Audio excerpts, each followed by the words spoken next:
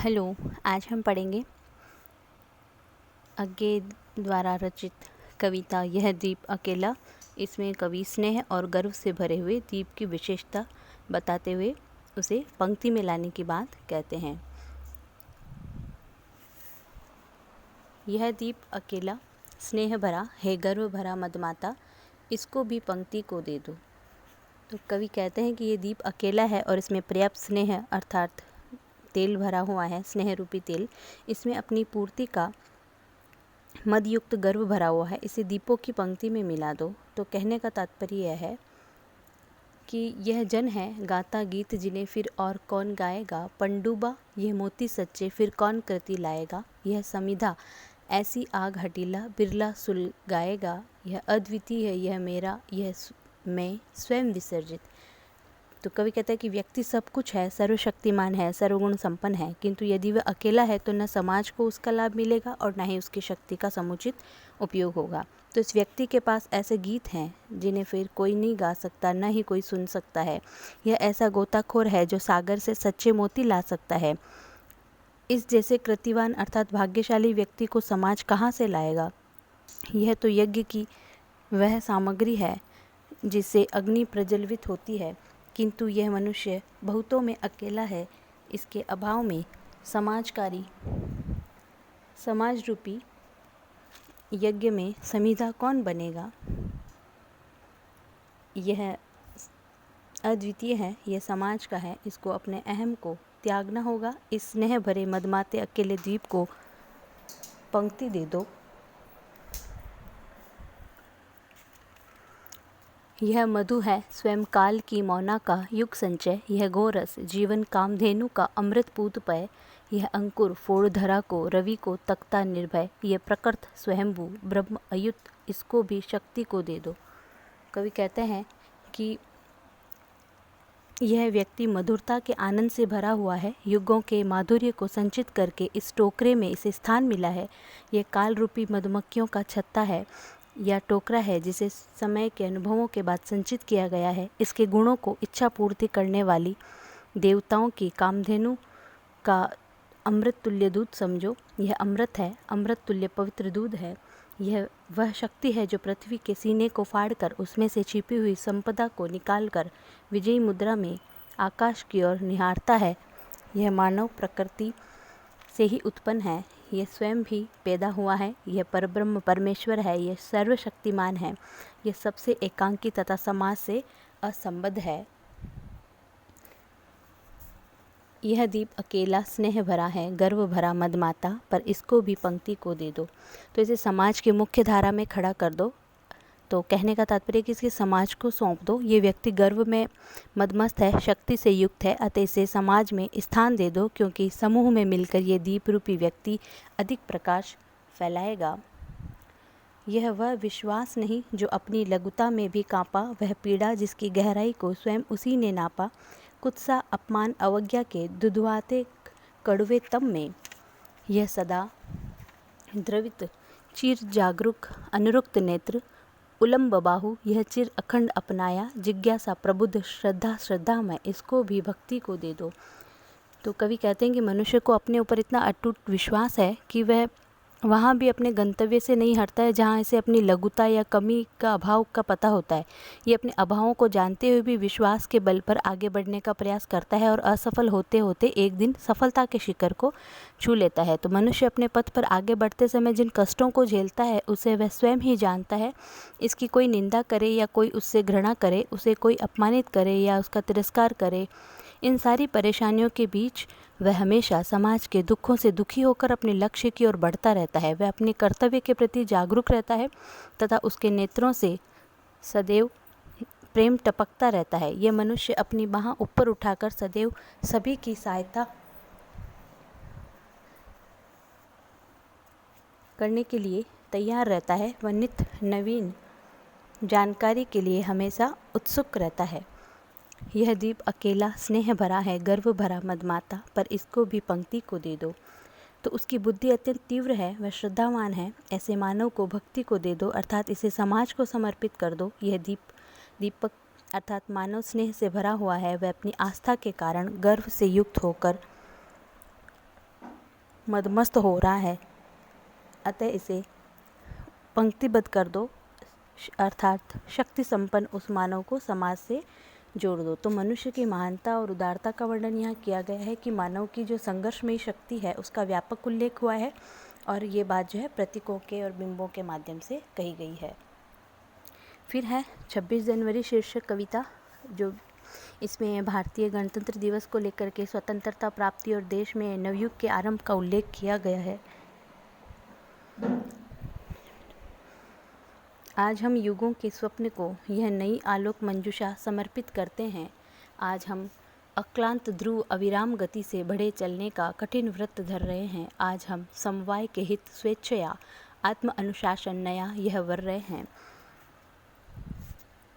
तो कवि कहते हैं कि 26 जनवरी को गणतंत्र दिवस के रूप में हम हमारे देश को नए युग में अग्रसर होते देख रहे हैं। आज हमारे युगों के स्वप्न साकार हो रहे हैं। हम युगों के स्वप्न को नई आशा रूपी प्रकाश की मंजूषा में समर्पित कर रहे हैं। आज हम भारतीय अथक सुदृढ़ और निश्चित एवं निरंतर आगे बढ़ने का, अर्थात प्रकृति के मार्ग पर अग्रसर होने का व्रत कर रहे हैं। निराशा की दीर्घ तमसा में सजग रहे हम हुताशन पालते थे साधना का। आज हम अपने युगों के स्वप्न को आलोक मंजूषा समर्पित कर रहे हैं। तो आज 26 जनवरी है, तो हम भारतीय समाज के हित के लिए स्वेच्छा से आत्मानुशासन, स्वयं निर्मित विधान व्यवस्था का नया श्रेष्ठ स्वरूप अपना रहे हैं, और सभी नागरिक स्वतंत्र भारत का संविधान अपना रहे हैं। तो निराशा की लंबी रात में सजग रहकर के हम देश स्वातंत्र्य की साधना की अग्नि प्रज्वलित करते रहते हैं। वह निराशा अब नष्ट हो चुकी है, और आज हमें अपने युगों के स्वप्नों को आशा उल्लास रूपी मंजूषा को समर्पित कर रहे हैं, और नव स्वतंत्र गणतंत्र के नागरिक बन गए हैं। सुनो है नागरिक अभिनव सभ्य भारत के नए गणराज्य के, सुनो यह मंजूषा तुम्हारी, पता है पला है आलोक चिर दिन, ये तुम्हारे स्नेह से तुम्हारे ही रक्त से, तुम ही दाता हो तुम ही होता हो तुम ही यजमान हो, यह तुम्हारा पर्व है। तो कवि कहता है कि भारतीय नागरिकों सुनो, ये नए सभ्य भारत गणराज्य के जनों सुनो, ये संविधान रूपी मंजूषा तुम्हारी है। ये स्वराज्य प्राप्ति एवं गणतंत्र का संविधान है। यह सब तुम्हारे ही चिर आलोक और स्नेह से पला है, और तुम्हारे ही रक्त से सिंचित पोषित हुआ है। तुमने ही इस स्वतंत्रता रूपी आलोक को सुरक्षित किया है, प्रकाशित किया है।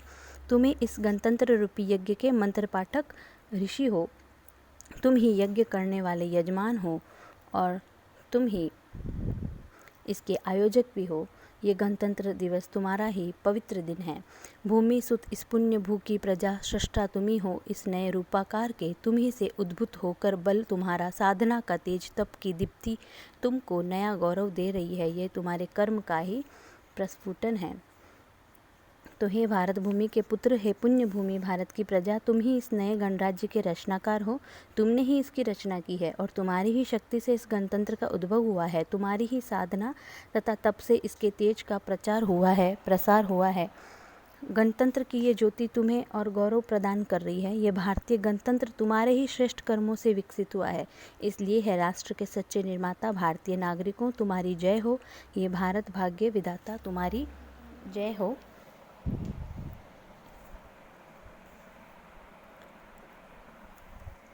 हम आलोक मंजूषा समर्पित कर रहे हैं, और मंजूषा तुम्हारी है। यह आलोक तुम्हारे ही अडिग विश्वास का आलोक है, किंतु रूपाकार यह केवल प्रतिज्ञा है। उत्तरोत्तर लोक का कल्याण ही साध्य है, अनुशासन उसी के हेतु है। तो कवि कहते हैं कि ये हम स्वतंत्रता रूपी प्रकाश की मंजूषा को सौंप रहे हैं। ये मंजूषा भारतीय जनता की है, और यह नए युग का आलोक भी भारतीय जनता के लिए है। जनता की अटल आस्था ही उसके सुखमय भविष्य के निर्माण के लिए, अर्थात प्रगतिशील एवं शक्तिशाली भारत के निर्माण के लिए, तथा यह इस कार्य को प्रारंभ करने की प्रतिज्ञा है। और भारतीय जनतंत्र का लक्ष्य जनता का, अर्थात समस्त प्रजा का कल्याण करना है। इसीलिए संविधान के रूप में 26 जनवरी को हमने अपनी इच्छा और आत्मसंतोष से अपनाया है। यह प्रतिज्ञा ही हमारा दाय है लंबे युगों की साधना का, जिसे हमने धर्म जाना। स्वयं अपनी अस्थियां देकर हम ही ने असत पर सत की विजय का मर्म जाना। संपुटित कर हाथ जितने गोलियां निज वक्ष पर झेली, शमन कर ज्वार हिंसा का उसी के तन शीश धीरज को हमारे स्मित चिर संस्कार ने सच्ची कृति का कर्म जाना। तो कवि कहते हैं कि जनता का कल्याण हो, प्रगतिशील एवं शक्तिशाली राष्ट्र का निर्माण हो, यही हमारी प्रतिज्ञा है। युगों से हमारी यही धरोहर है। हमारी धरोहर की रक्षा करना हमारा मानवीय धर्म है। प्राचीन समय में महर्षि दधीचि ने दानवीय शक्तियों पर देवी शक्तियों की विजय के लिए अपनी अस्थियां दान कर दी थी। ऐसे महान त्याग बलिदान से सत्य की विजय का रहस्य व्यक्त हुआ है। और बाद में महात्मा गांधी ने देश की शांति स्थापना के लिए हाथ जोड़कर प्रार्थना की, हत्यारे की गोलियां अपनी छाती पर झेली और अपना बलिदान देकर करके सांप्रदायिक हिंसा का ज्वार शांत किया। इसी महापुरुष को हमारे स्थिर चिंतन संस्कारों से कर्म और महान बलिदान मिला है। इसी शरीर सिर एवं धैर्य से हमारे स्थिर शाश्वत संप्रतियों की विजय हुई है। तो इसमें देश की स्वतंत्रता और उसके गणतंत्र के जो स्वरूप है उसकी रक्षा के लिए जनता को अपना उत्तरदायित्व निभाने के लिए संदेश दिया है। और जो महर्षि दधीचि और गांधी है उनके आत्मदान का महत्व बताया है। साधना रुकती नहीं, आलोक जैसे नहीं बंधता, यह सुगर मंजुष भी झर गिरा सुंदर फूल है। पतकूल का मांग पथ की इसी से चुकती नहीं, फिर भी बीन लो यह फूल, स्मरण कर लो इसी पथ पर गिरे सेनानी जयी को। बढ़ चलो फिर शोध में अपने उसी धुंधले युगों के स्वप्न की, जिसे हम आलोक मंजूषा समर्पित कर रहे हैं। तो कवि कहते हैं कि जैसे आलोक या प्रकाश को बांधा नहीं जा सकता है, उसी प्रकार साधना का पथ कभी समाप्त नहीं होता है। स्वतंत्रता प्राप्ति के बाद भारत में जो संविधान प्रज्वलित हुआ वह ऐसा सुदृढ़ आधार स्तंभ है जिसकी रक्षा करना हमारा दायित्व है। तो इस साधना पथ के किनारे पड़े या झरकर गिरे फूल भी सुंदर है, परंतु साधना पथ जो है निरंतर चलने के लिए कितना संबल अपेक्षित है इसकी कोई सीमा नहीं है। तो आत्म बलिदानी विजय महापुरुष के फूल गिरे थे यहाँ साधना पथ पर, और उन्हीं फूलों को चुन करके उन्हीं से प्रेरणा लेकर के पाथेय रूप में अपना करके हम सब राष्ट्र की प्रकृति एवं कल्याण के मार्ग पर बढ़ते रहें। अनेक युगों से जिस राम राज्य की, जिस आदर्श कल्याणकारी राज्य की कल्पना हम करते रहे, उसी की शोध उसी की खोज में हम आगे बढ़ें। राष्ट्र जीवन की प्रकृति का मार्ग कभी समाप्त नहीं होता है, इसलिए राष्ट्र जीवन का धर्म है, इस पथ पर हमें आगे बढ़ते रहना चाहिए। तो हे भारत के नागरिकों, हम 26 जनवरी को जिस स्वतंत्र राष्ट्र की संप्रभुता के सूचक संविधान को, गणतंत्र रूपी आलोक मंजूषा को समर्पित कर रहे हैं, वह हमारे अनेक युगों की आकांक्षाओं का प्रतीक है और अनेक युगों की आदर्श कल्पना है। अब इसे साकार करना है, अब अपने गणतंत्र को नए आलोक में प्रगतिशील और शक्तिशाली बनाना है। तो इस प्रकार हमने पढ़ा कि प्राचीन आदर्श जीवन और राम राज्य की कल्पना के जो युगों युगों का स्वप्न था, इसको बताकर कवि ने गणतंत्र की उदार कल्पना की है।